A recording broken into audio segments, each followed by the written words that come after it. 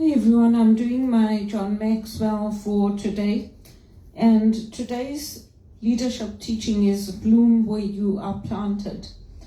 So it's basically asking us to think about how have we been following others, who have we been following, and who has been following us. The scripture for today is Exodus 33:11. The Lord would speak to Moses face to face as a man speaks with his friend. Then Moses would return to the camp, but his young aide, Joshua, the son of Nun, did not leave the tent. So basically we see that there are leaders and followers, and as we follow others, we in turn lead. Nobody starts out their career being a leader. Everybody starts out as a starter, as somebody who learns, who follows others, who grows. And then people go on to follow us to see what we're doing, how we're doing it. And we learn from each other on our teams. People go through apprenticeships. If you look at, he gives the example of Joe Montana, who was inducted to the NFL Hall of Fame in 2000. He had spent 2 years on the bench as a backup before being named the San Francisco 49ers starter. And as he started breaking records and leading his team to the Super Bowls, the person who sat on the bench as backup to him was Steve Young, another great quarterback. So we're always observing what others are doing. We're learning from them, whether it's in our family, in our friendships, in organizations. Sometimes you are sitting and you're watching. And for some of us, that starts at a young age, whether you're watching how your parents cook in the kitchen or how they clean up. And for those of us who are fortunate, we had parents who did it with us. So my grandmother cooked with us. I walked with my grandmother into town. It wasn't always me doing it on my own. And then when I got older, I did it on my own. But people show us how they live. They show us by their actions who they are. And that's where this blooming where you planted comes in. Because when people say, oh, you're an overnight success, that's not true, because there have been years and years and years of being groomed, of getting an education, of planting seeds, and then things come together, hopefully, for us. With the right encouragement, training, and opportunities, nearly everyone with desire has the potential to emerge as an impact leader. And that's about the impact that we're making, whether it's on our communities, on our friendships, on our family. It's the impact that we're making. So for me, these videos are to make an impact, to develop other leaders, to help others to come closer to the Lord, to develop their own heart of listening for the Lord. And then they can go out and they can teach others, they can train others. If you're in a job, by your actions, you're proving who you are every day. Whatever job it is, whether you're working as an HR business partner, or whether you're working like me, I was working in customer service, it's the impact that you're having on people with your day-to-day example that is going to make the difference. And for somebody like me, ministry is not just about getting the money coming in. It's about using the money that I have to back up what I'm saying. So I'm not just asking the money for the sake of it. I'm asking for the money because I also have bills to pay. I have a home to keep. I have rent. I have basic needs like everybody else. And so when Jesus has women accompany him, it's a unique thing. It's something that's unusual because the women provide for him. He's not telling the women, you sit at home, we men are going to go out and work, and you listen to us, and you listen, we tell you what to do. and you just run the household.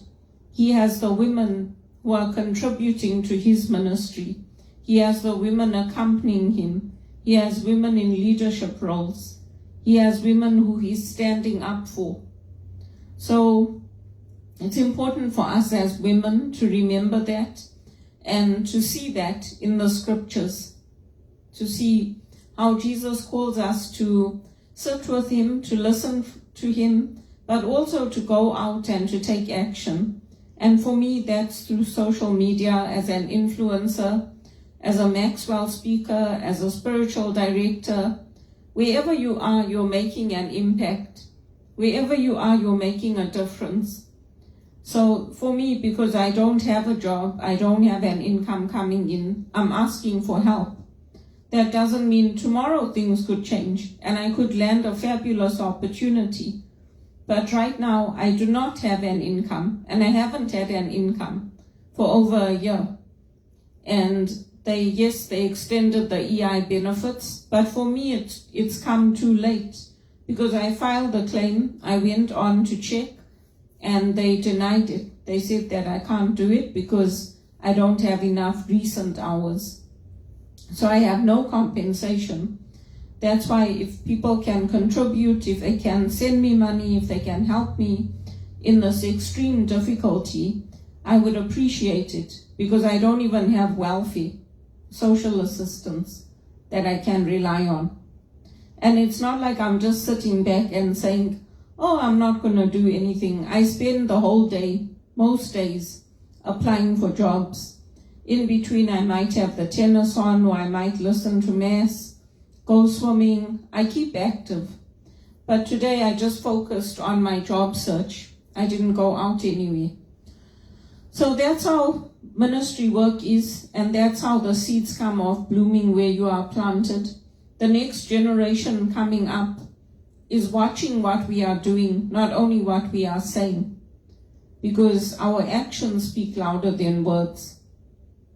And for me, I might not have an income, but if there's a St. Vincent de Paul's drive, I do take out my clothes, which are gently worn, I give them to the church.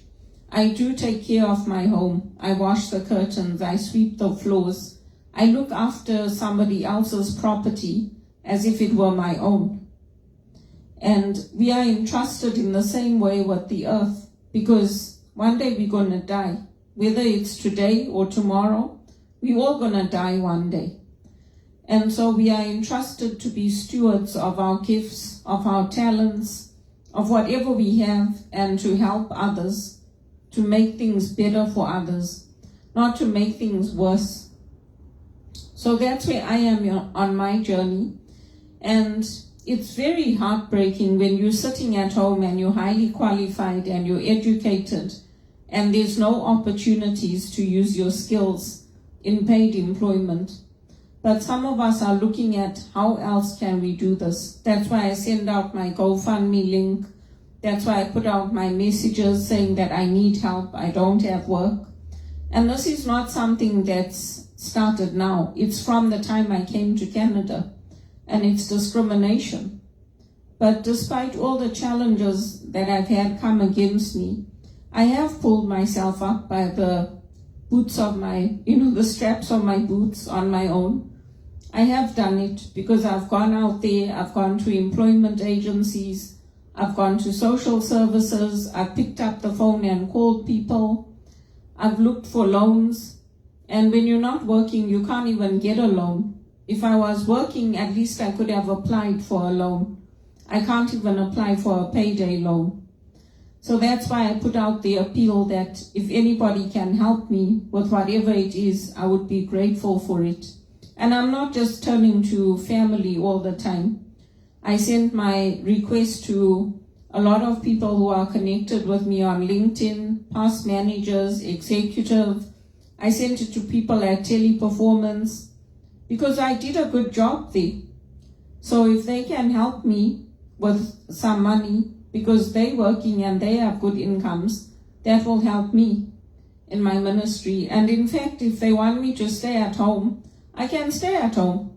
They can set up a partnership with me to just do this leadership development work and I can stay at home and I can do this. I don't mind. It's not like it's the end of the world. Yeah, you must seeing people, you must being on a team, you must the social aspect of it, but it's a part of life. And then you can go out, you can go to events, you can travel, you can do other things. So I'm staying open to wherever those opportunities come. Ideally, it would be to get a job in a university or in a company or somewhere where I can see other people, because I like people. I like being with people. I like interacting with them. I liked helping them in customer service, and they like me. In all my jobs, people liked me because I did a good job and I did what I had to do. So that's the John Maxwell, A Leader's Heart for today. Bloom where you are planted. And it's about how can we sometimes sit and observe what other people are doing and learn from it, and then we can go out and do the same thing. And there's many ways to get involved today, through social media, through helping organizations. Even if you're liking a social media post or you're resharing it, you're sharing my videos, you're liking them, that helps me.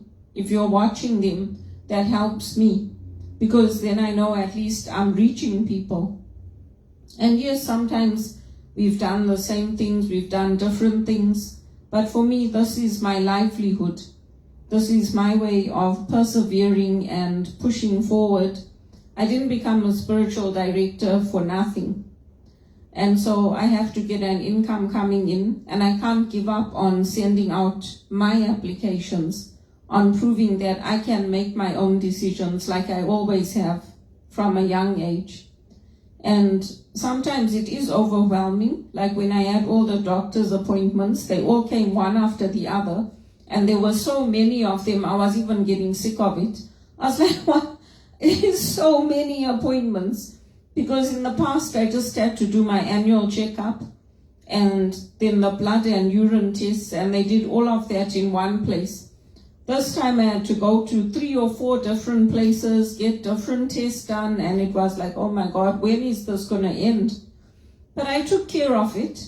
So I'm quite capable of picking up and leaving here and going somewhere else. I've updated my LinkedIn as well to say that I'm willing to relocate, to go back to Zimbabwe or go to South Africa or England, any one of the 3, and I can go. I don't want to stay in a place where people know I'm qualified, I'm educated, I'm skilled, I'm a good worker, I have good talent to offer, and nobody's offering me a job. And we're performing the worst out of all the G7 countries. And I don't see this changing for me. It's been like this since I came here in 2002.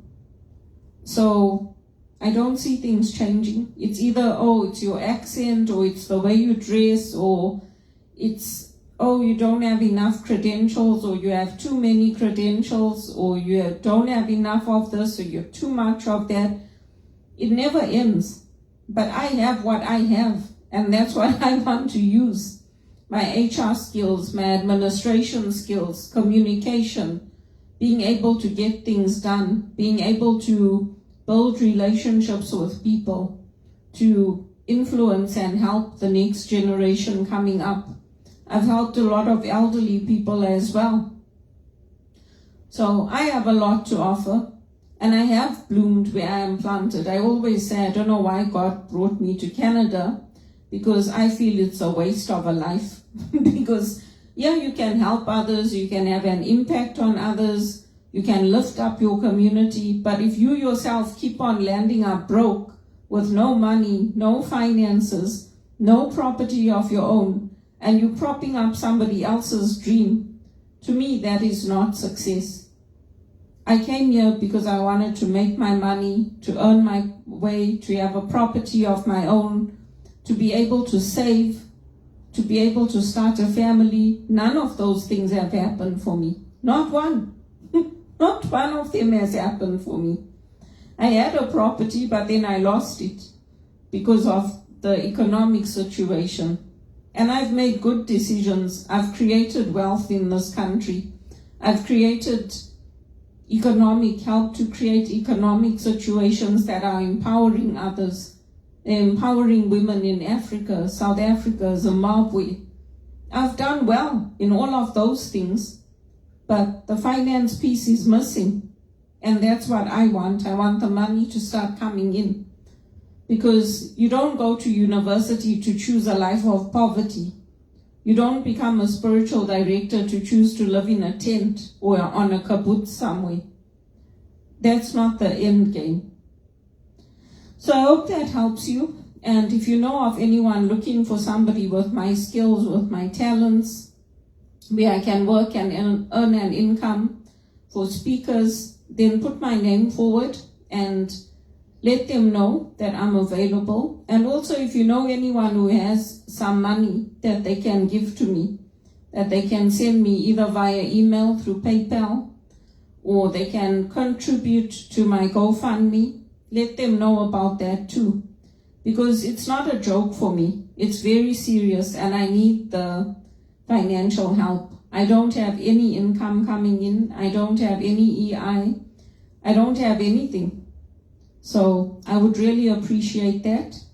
And God is good, but humans are evil. So we have to remember that.